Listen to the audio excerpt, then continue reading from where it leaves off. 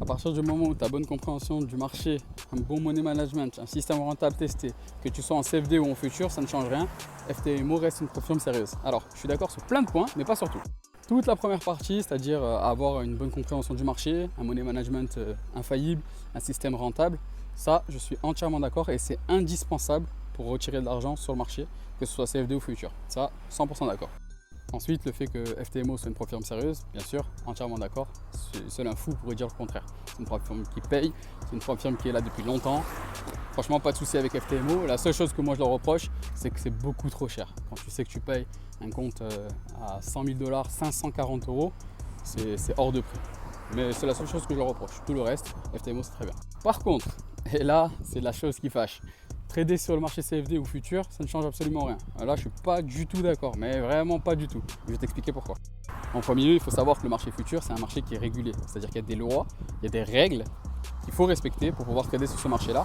Et surtout que les institutions respectent, c'est les brokers qui proposent ça, les propres firmes qui proposent ça sur le marché futur, sont obligés de se conformer aux lois pour proposer des services à leurs clients. Et ça fait toute la différence par rapport au marché CFD, où là, il n'y a aucune règle là-dessus, pas de loi en tout cas, qui régissent ce marché-là. Ce qui fait que les brokers et les propres firmes sur le marché CFD, FTMO, mais plein d'autres, Fundennex, etc., même les brokers particuliers, et bien ces brokers-là font ce qu'ils veulent là-dessus. Vous tradez sur MetaTrader 4 pour la plupart, et il faut savoir que MetaTrader 4, il y a des licences entre MetaTrader 4 et MetaTrader 5, plus les brokers et les propres firmes du marché CFD, et ces propres firmes et ces brokers du marché CFD peuvent manipuler les graphiques à leur guise. Et ça, c'est prouvé. Ça, c'est pas du complotisme, c'est prouvé. C'est comme ça, vous pouvez faire vos recherches, vous n'êtes pas obligé de me croire sur parole, allez vérifier. Alors que sur le marché futur, vous ne pouvez pas le faire. C'est clairement là où toute la différence se fait. Donc trader sur un marché et analyser sur un marché qui est réglementé, où on a le vrai prix du marché, on n'a pas des fakes, on n'a pas des pâles copies, ça change absolument tout par rapport à trader sur un marché qui a tout l'inverse finalement.